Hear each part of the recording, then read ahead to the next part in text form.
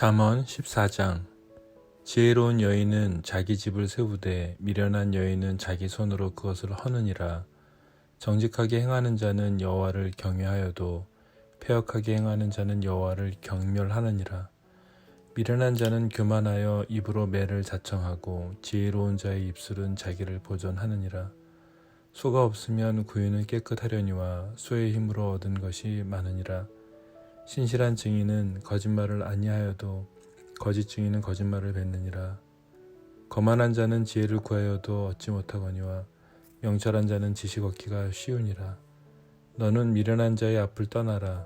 그 입술에 지식 있음을 보지 못함이니라. 슬기로운 자의 지혜는 자기의 길을 아는 것이라도 미련한 자의 어리석음은 속이는 것이니라. 미련한 자는 죄를 심상히 여겨도 정직한 자 중에는 은혜가 있느니라. 마음의 고통은 자기가 알고 마음의 즐거움은 타인이 참여하지 못하느니라. 악한 자의 집은 망하겠고 정직한 자의 장막은 흥하리라. 어떤 길은 사람이 보기에 바르나 필경은 사망의 길이니라.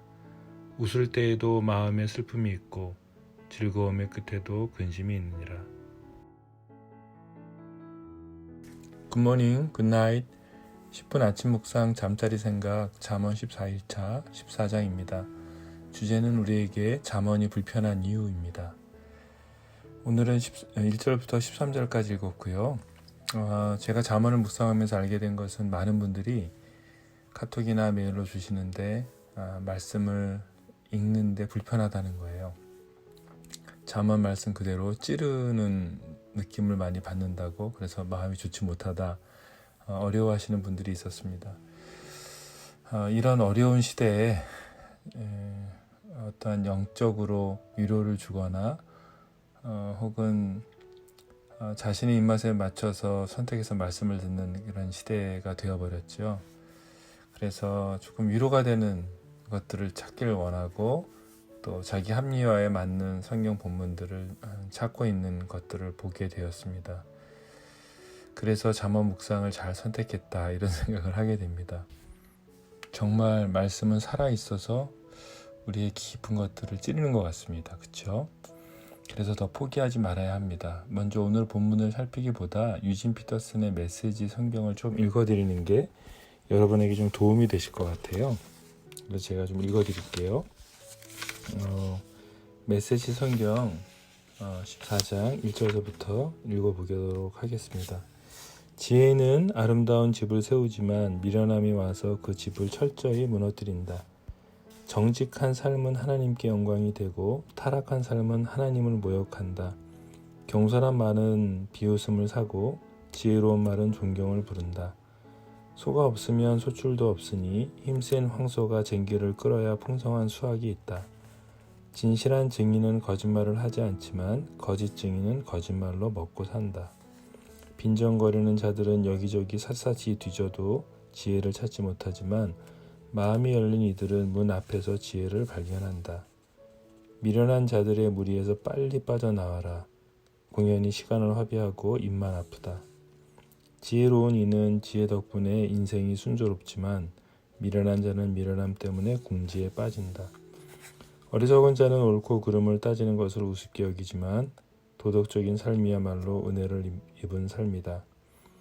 어려움을 당한 친구들을 못 본 채 하는 자는 그들의 좋은 일을 축하하는 자리에서 따돌림을 당할 것이다. 악한 짓을 일삼는 삶은 허물어져가는 오두막이지만 거룩한 삶은 하늘로 우뚝 솟은 대성당을 쌓아 올린다. 괜찮아 보이는 생활 방식이라도 다시 들여다보면 지옥으로 직행하는 길이다. 잘 지내는 것처럼 보여도 그들의 모든 웃음은 결국 비탄으로 바뀐다. 어느 때보다 우리는 잠언이 필요한 시대에 살고 있습니다. 제가 20년 넘게 현장에서 훈련사역과 선교사역에 헌신을 하면서 느끼는 것이 있습니다.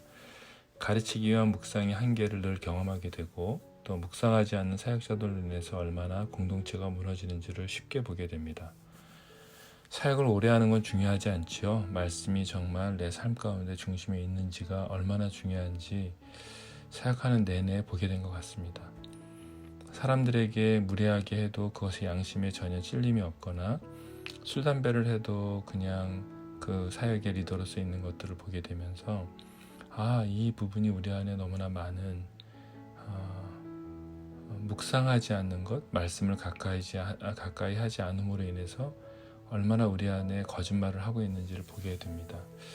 누구든지 한 분야에 오래 있게 되면, 특별히 그 일을 20년을 넘게 되면 누구나 매너리즘에 빠지게 되고 깊이와 넓이를 잃어버리는 경우가 참 많은 것 같습니다. 오늘 본문은 지혜가 집을 세우지만 미련이 집을 무너뜨리는 첫 구절을 시작으로 정직하게 행하는 것과 패역하게 행하는 것, 교만한 입과 지혜로운 자의 입술, 신실한 증인, 거짓 증인, 거만한 자와 명철한 자를 계속해서 대조하고 있습니다. 내용을 보면 볼수록 신앙을 가진 그리스도인들이 현실 속에서 싸워내기가 얼마나 큰 대가 지불들을 해야 되는지 눈앞에 보이는 현실은 만만치 않은 거죠. 분명히 미련한 일인데 자신에게 직접적인 것이 아니면 관여하지 않는 그런 시대. 사람이 앞에서 맡고 있어도 본인이 나중에 이 일에 관여해서 어려움을 당할까봐 아무런 것도 하지 않는 너무나 이기적인 시대. 정직한 것이 미련하고 융통성이 없게 되어버린 시대. 교만한 입이 오히려 하나님을 경외하는 지혜의 어떤 말들을 묵살해버리는 시대. 거짓 증인으로 지금 당장 자신이 살아야 하기에 진실을 말하지 않는 무책임함들이 우리 안에 있습니다. 7절에서 오죽하면 유지피턴스는 이렇게 강하게 얘기합니다. 미련한 자들의 무리에서 빨리 빠져나오라고. 공연히 시간을 낭비하지 말라고 기록하고 있지만 사실은 정작 여호와를 경외하는 것의 기준이 무너진 시대에 살면서 죄의 기준이 무너진 공동체에서 지금 우리의 결정들이 얼마나 미련한지조차도 분별하지 못하는 그런 시대 속에서 저희가 살아가고 있습니다. 열매 없이 시간만 낭비하는 모습들을 우리 삶에 너무 쉽게 보게 됩니다. 악한 자는 집이 흥하고 있고 정직한 자는 어려움을 당하는 시대 속에서, 혹은 악한 길인데 사망으로 가지 않고 승승장구하는 것 같다면, 그리고 정작 정직한 자가 울고 악한 자들이 웃는 현실 속에서 여러분 잠언이 얼마나 마음을 어렵게 하는지, 그렇죠? 맞습니다. 그래서 답답해서 저한테 문자를 막 주신 분이 계셨어요. 하나님은 언제 일하시냐고. 저는 지난해 아주 어렵고 힘든 시간을 보냈습니다. 정직하지 않고 한 입으로 두 말을 하는 사람들과 같은 자리에 앉아서 단체가 몸이 정상화되기 위해서 애쓰는 일을 했지만 돌아온 결과는 상상하지 못한, 그리고 상식적이지 못한 결과들을 보게 되면서 얼마나 제가 주님 앞에 머무는 시간이 많은지 모릅니다. 20년 전 선교지에서 선교하지 않는 선교를 보면서 선교를 위해서 어떤 개혁이 필요한지도 나누기도 했습니다. 물론 전혀 의견이 반영되지도 않았고 달라진 것도 없는 것을 보면서 지금 나타난 열매들이 얼마나 당연한지 잘 알고 있습니다. 하나님과 교회 앞에 정직하지 못하게 거짓말하는 것들을 제가 목격하면서 얼마나 두렵고 어려웠는지 모릅니다. 하지만 그로부터 10년이 지나서 제가 하는 호텔에서 강의를 하고 있는데, 그 호텔 하는 저의 강의를 듣기 위해서 앉았던 그 자리에 제가 만났던 선교지에서의 그분들이 계신 걸 제가 보면서 놀라움을 금할 수 없었습니다. 앞으로의 선교는 어때야 된다를 제가 얘기하는데 그분들이 앉아있는 걸 보면서 하나님이 이렇게 일하시는구나 또 보게 되었습니다. 정말 어렵고 힘든 시간을 통해서 제가 얻은 것이 있습니다. 뭘까요? 오늘 여러분과 제가 읽은 본문이 지금 당장은 현실로 보이지 않지만 조금의 시간이 지나 열매를 통해서 반드시 확인하게 될 것이기 때문에 여러분과 저는 말씀의 삶을 포기하지 말아야 된다는 사실입니다. 정직하게 행하는 것을 포기하지 말아야 합니다. 하나님을 경외함으로 말해야 함을 포기하지 말아야 합니다. 신실한 증인으로 서야 합니다. 내가 손해를 보더라도 거짓말을 해서는 안 됩니다. 여러분, 우리는 포기하지 말아야 합니다. 그리스도인들이 변화를 가져오기 위해서는 하나님을 경외하는 것이 지혜이고 이 지혜로운 삶을 삶으로 나타내야 하는 것입니다. 오늘 본문은 그런 자들을 떠나라고 말하고 있습니다. 어리석고 지혜 없고 하나님을 경외하지 못하는 자들을 떠나라. 그 집은 망할 것이기 때문에 빨리 빠져나가라고 말합니다. 하지만 사람들은 하나님과 홀로서기가 너무 두렵습니다. 하나님과 함께 홀로서기가 너무 두려운 거죠. 그래서 많은 군중 속에 숨어서 조용히 지내고 싶어 합니다. 그래서 침묵합니다. 꼭 침묵하는 사람들이 멋있고 또 젠틀한 것 같이 보이기까지 합니다. 여러분, 아무런 변화도 없습니다. 겉은 화려하지만 열매가 전혀 없는 화려함이 있습니다. 제가 작년에 외국 강사들을 많이 강의를 줌으로 접했는데 한 강사를 들은 것이 평생 기억에 남습니다. 이분은 한 단체에서 평생을 살아온 성경학자이고 근데 같은 또래의 지도자들이 너무나 그분과는 다른 이야기들을 했습니다. 하지만 그 내용이 오늘 잠언 14장의 본문과 너무나 동일해서 그분이 하나님을 경외하는 분이었구나를 제가 확인하게 되었습니다. 그분은 자신의 평생을 헌신한 단체의 구성원들에게 말하고 있었습니다. 죽어가는 공동체를 살리려고 하지 말아라. 지금 우리 단체의 반은 멈춰야 한다. 앞으로의 7년에는 흉년의 시간을 준비해야 한다는 조언이었습니다. 몇 사람들은 이분의 말씀을 믿음이 없는 것이나 혹은 전략과 전술이 뭐가 필요하냐? 어디 하나님의 일에 이런 말을 쓰냐고 말하는 사람들도 있었습니다.